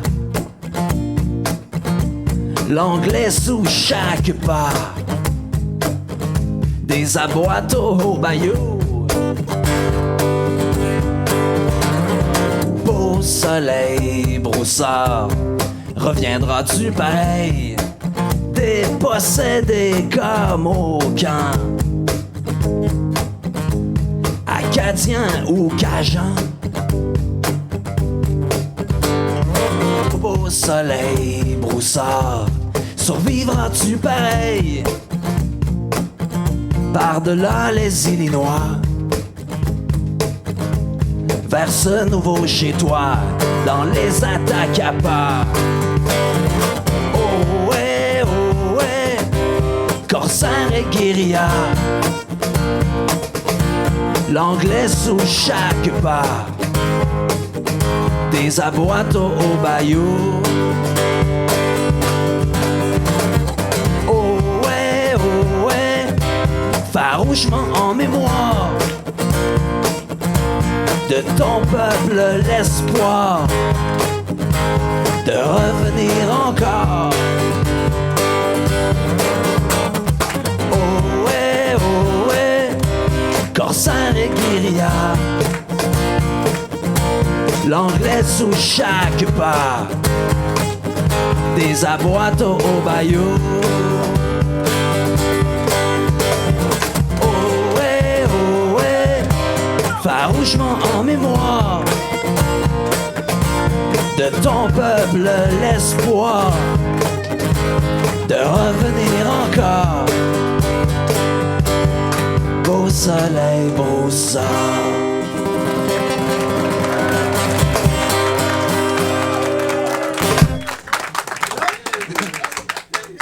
Ah, merci pour le coup de main. Ouais.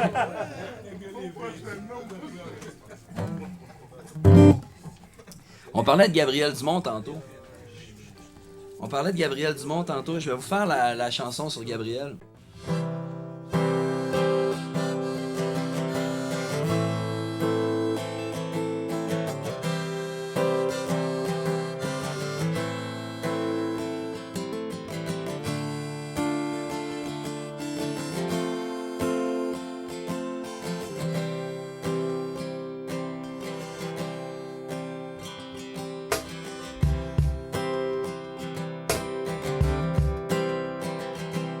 Je suis de ces hommes libres qui naquirent dans la plaine, de Rupert aux Rocheuses, au Montana s'étend une terre de nomades et de coureurs des bois, et d'un sang métis qui coule dans mes veines. Tel mon père, j'ai chassé le bison dans la plaine.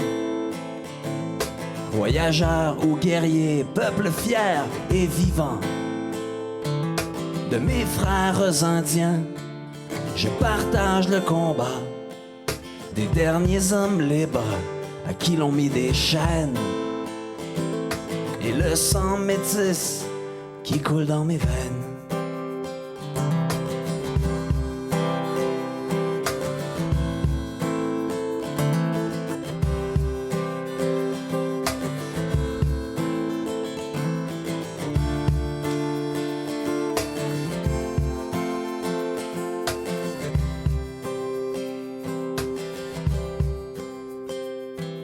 Puis j'ai vu les soldats débarquer dans la plaine, écraser la révolte dans un tonnerre violent, assiégés à batoche contre canons et mitrailles. L'exil est pour moi, la corde est pour Riel, et le sang métis se répand dans la plaine. Si je fus guerrier, je m'en souviens à peine. Ce que l'homme blanc commença, la famine l'acheva. Ma Louise n'est plus, mon peuple disparu. Le chant des guerriers de ma nation se taise, s'éteigne avec moi, étendu dans la plaine.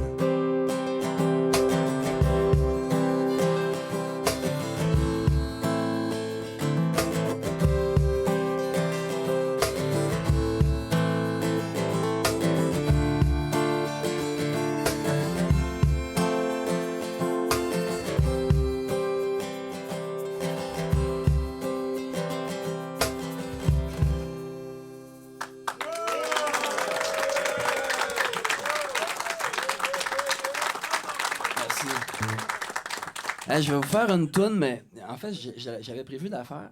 Et puis là, tantôt, quand je suis arrivé puis j'ai vu que ma voix était comme ça, j'ai dit, OK, je pourrais pas la faire, sauf que vu que vous êtes vraiment des chanteurs hors pair, je pense que je vais me servir de vous autres. Vous allez faire le refrain, moi, je vais faire les petits couplets tranquilles. Fait que je vais vous faire les refrains parce que moi, je peux pas les faire. Mais je vais vous le montrer, je vais essayer un coup, vous allez voir que je peux vraiment pas le faire. C'est la toune dont je parlais tantôt, le grand-père de Biz. Donc, c'est un texte qui a été écrit par l'ancêtre d'un des chanteurs de Loco Locas. Donc, la chanson s'appelle Saint-Denis. Ça raconte l'histoire des rébellions patriotes qu'il y a eu en 1837. Donc, en 1837, dans la vallée du Richelieu, à Saint-Denis-sur-Richelieu, s'est pointée l'armée britannique pour mater les patriotes qui souhaitaient défendre les intérêts démocratiques, mais aussi les intérêts canadiens, français, donc dans le Bas-Canada. Un jour après avoir longtemps courbé le front, le peuple se leva pour venger son affront et puis finalement remporter la victoire. On croit rêver devant cette page d'histoire, à songer que ces gens sont chefs mal équipés, fiers revendicateurs de leurs droits usurpés, dans leur révolte sainte et leur courage austère, osaient braver ainsi la puissante Angleterre. Où ça? Oh! À Saint-Denis.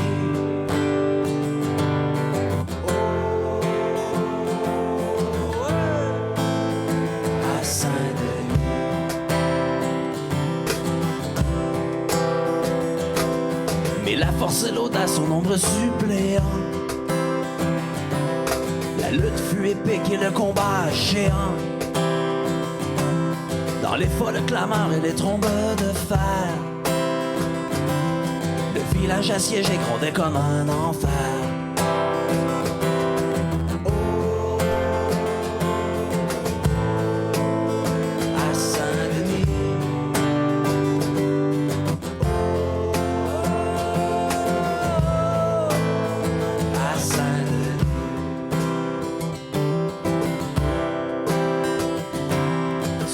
Les soldats, chose incompréhensible, qui pour un tir fatal semblaient servir de cible. Impossible bientôt tout au long de la route, on vit s'enfuir au loin les Anglais en déroute. Où ça?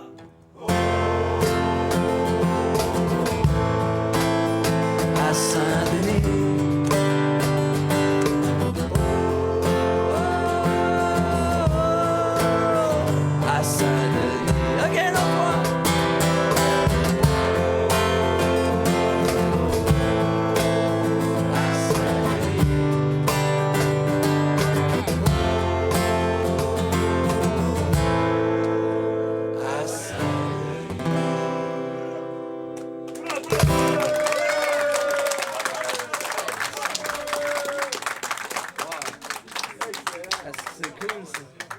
Merci les gars, vraiment vous êtes trop cool. Bon, je vais vous en faire une. J'aurais une chanson un peu différente à vous faire. Mais en fait, Mohamed, tu pourras me dire quand il me restera une chanson à faire? Il nous reste 5 minutes. Ah, ok, ben, je me dépêche. Je fais une chanson sur mon chanteur préféré, parce que je fais pas juste des chansons sur l'histoire. Mon chanteur préféré, c'est Renaud. C'est lui ici. Et puis, je fais aucun concert sans terminer avec une chanson sur lui, parce que j'espérais qu'il entende parler de ça puis qu'il m'appelle pour me féliciter. Et puis ça a marché. Un moment donné, il a entendu parler que je faisais une chanson sur lui, il m'a appelé, j'ai pu le rencontrer. Donc, c'est comme rencontrer son héros, c'est tellement cool. Alors, je fais toujours la chanson de Renaud. Alors, ce que je vais vous demander, c'est que dans le refrain de la chanson Renaud, quand je vais faire « À jamais chante la liberté », vous allez faire « La liberté! Les enfants qui flânent sur le pavé, sur le pavé! » OK? OK?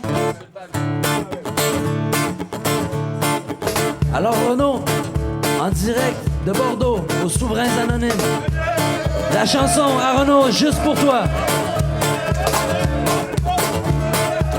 Le petit Gavroche du 14e, joueur de guitare à casquette.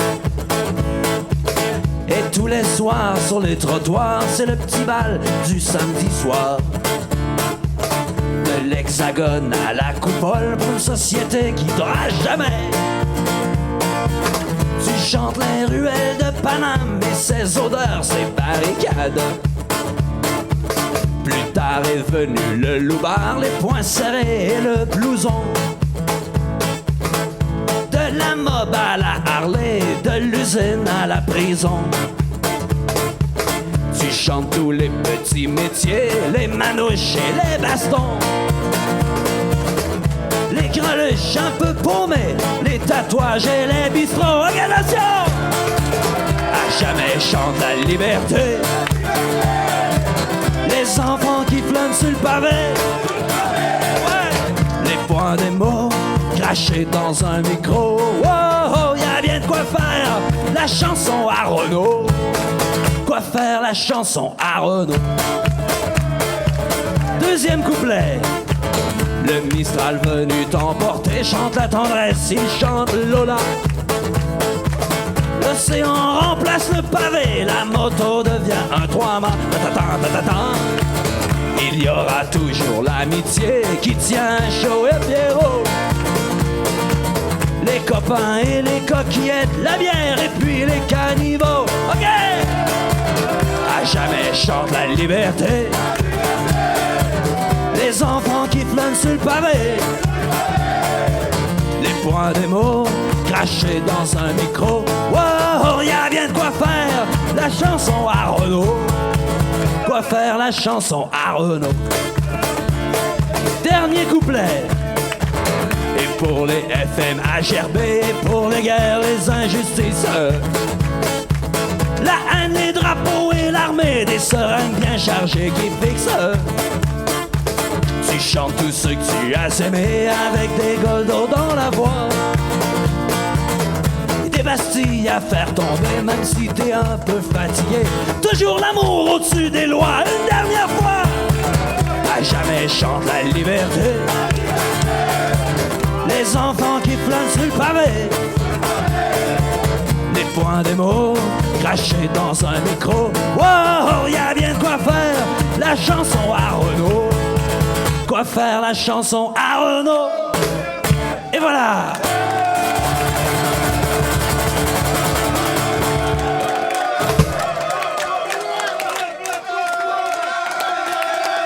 Merci beaucoup.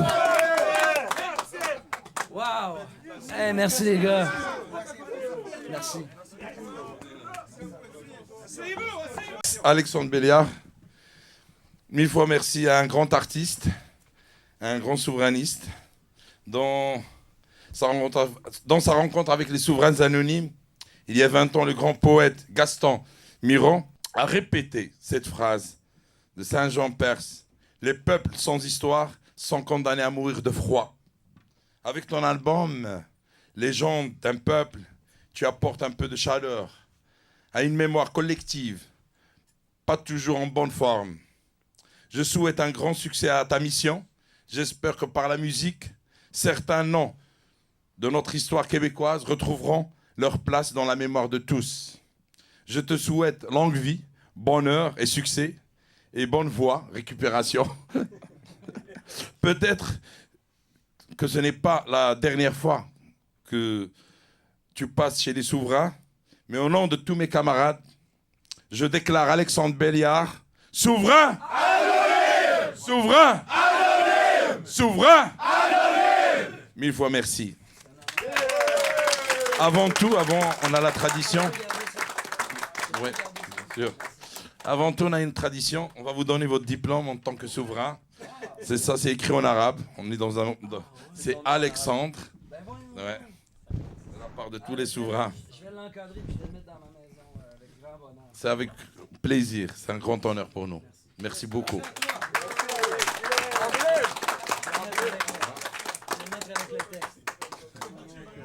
Je vais partager. Merci encore une fois, les gars. Vous allez applaudir très fort encore Alexandre Belliard.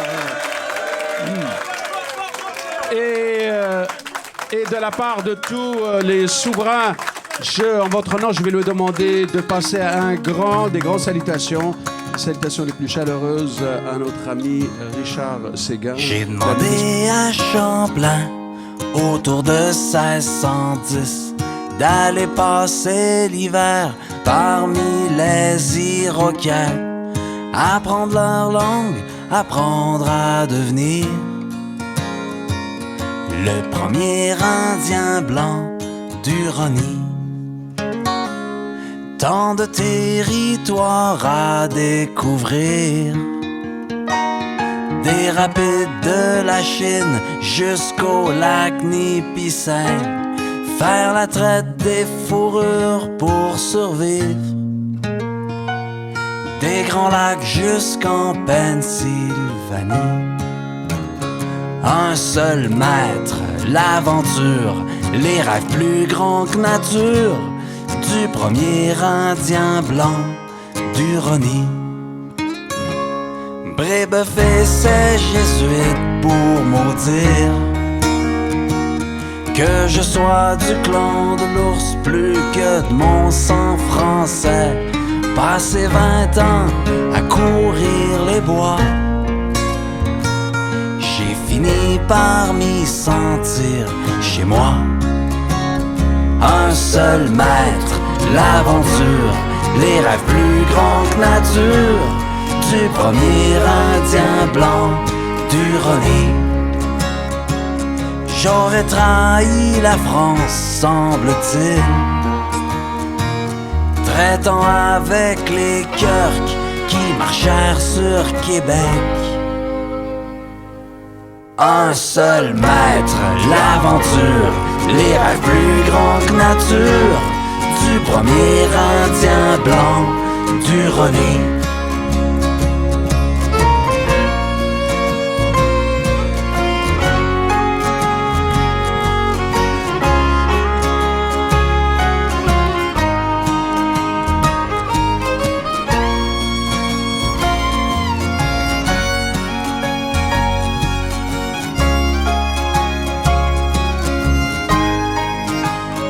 Par eux j'ai vécu libre, par eux j'ai dû mourir, en premier Indien blanc du Roni.